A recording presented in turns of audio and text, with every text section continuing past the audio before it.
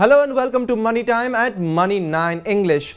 I am Ajay and we are passing along the middle of the week, but the tension, drama and the confusions continue to unfold in the world of business and personal finance. And speaking of confusions, in our first news, we would like to clear the confusions on UPI.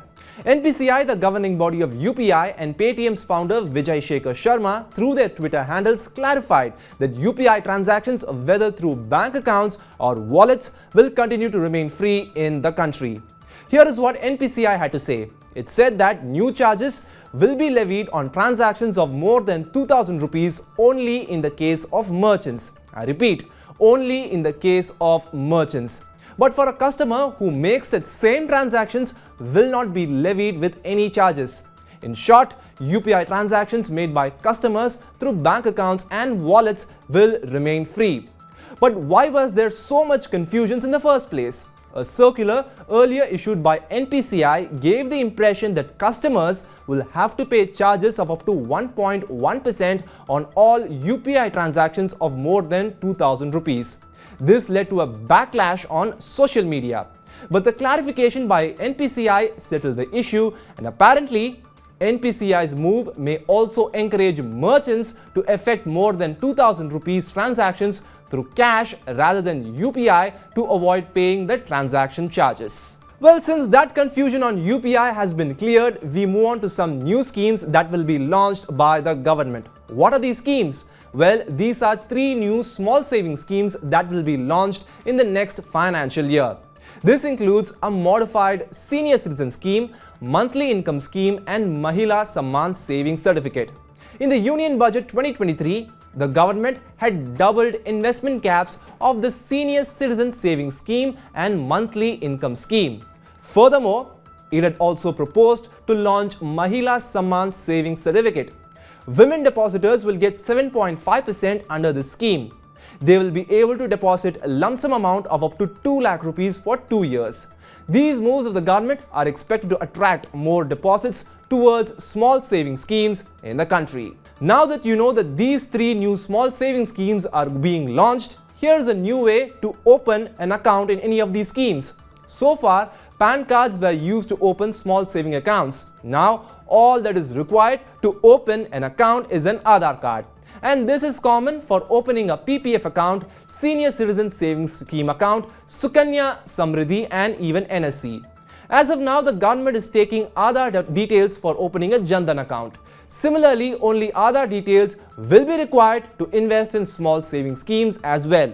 The government hopes that this will lead to higher participation in rural areas. From PPF, we move on to EPF or EPFO. Union Labour and Employment Minister Bhupender Yadav launched an e-passbook facility for EPFO subscribers.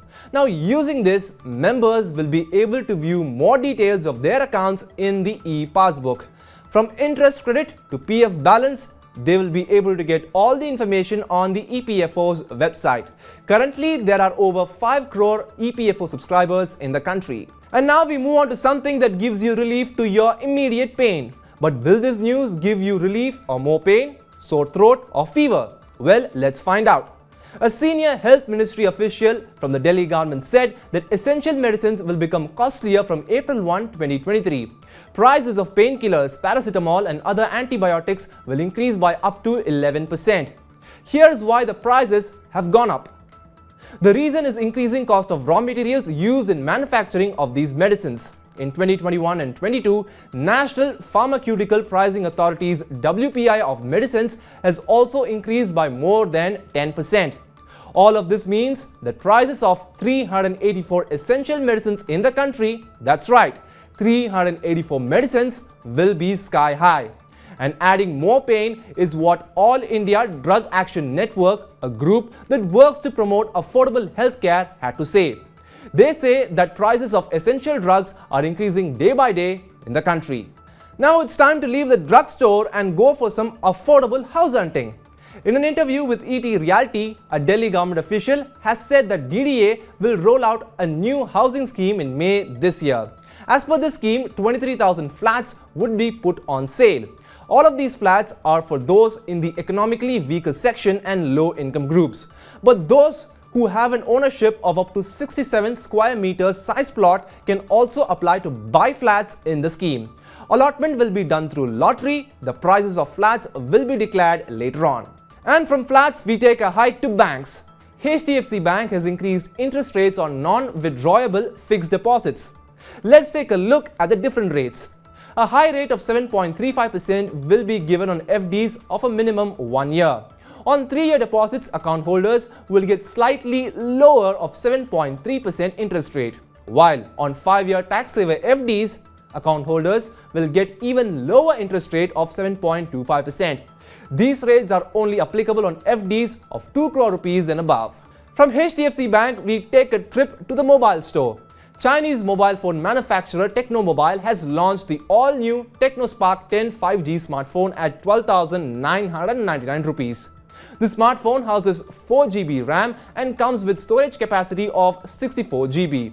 It will go on sale from April 7, 2023. Some of the other striking features include Android 13, 6.6-inch HD Plus display, 50 megapixel back camera, 88 megapixel front camera and 5000 mAh battery that supports fast charging.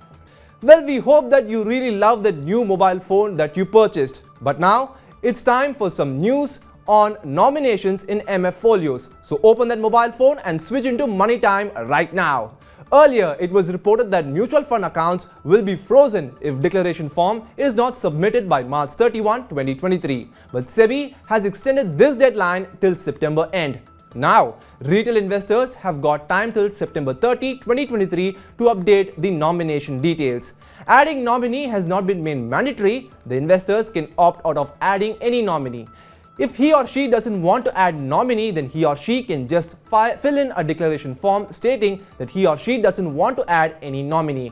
The declaration form can be filled both online and offline, but if nomination details are missing, the mutual fund account will be frozen. Now, as you've seen the update on mutual funds on the mobile phone that you purchased, put it back in your pocket and let's head straight to Dalal Street. Two companies recently filed IPO papers with capital market regulator SEBI. Let's check out which are those two companies. First, it's SPC Life Sciences and the other is homegrown server maker NetWeb Technologies. SPC Life Sciences is based out of Gujarat and is a leading manufacturer of a raw material that is used in APIs. While NetWeb Technologies has aimed to raise up to 700 crore rupees through the initial share sale process. Delhi NCR-based NetWeb Technologies is an original equipment manufacturer. It was also selected in the PLI scheme of the Government of India. In FY22, the company had clocked a PAT of more than 22 crore rupees and a revenue of over 247 crore rupees. Well, IPOs may come out, but you need money to invest in them. And our next news is on salary. According to Deloitte India's Talent Outlook, average increment in 2023 will be lower than that in the previous year. This year, organizations are expected to hand over increment of only 9.1% to employees. The audit and advisory firm expects IT employees to get a major drop in increments this year. Deloitte also mentioned in the report that the attrition rate was high in India in late 2021 and early 2022. Because organizations hired aggressively last year, the average employee cost dramatically increased above the average revenue. This will propel organizations to hand over slightly lower increment to respective employees. And it's time to just buy one last thing from Dalal Street before we log off. SEBI has brought some strict rules and regulations to make unlisted market safer for investment. Unlisted market participants will have to take SEBI's prior approval before raising money from shareholders and creditors. Examples of market participants are stock exchanges, clearing corporations, and depositories. These financial institutions will have to submit financial report of last 3 years, shareholding pattern, audit and valuation report with the SEBI. This rule will apparently bring more transparency in the unlisted market. Plus, it will also give retail investors a sense of security before investing their hard-earned money in any unlisted company. Well, that's all for today here on Money Time at Money9 English. Download the Money9 app and stay tuned to Money9 English's YouTube channel. And on behalf of the entire team of Money9 and Money9 English, we wish our viewers a happy Ram Navami. See you again this Friday at the same time. This is me, Ajay, signing off. Take care and good night.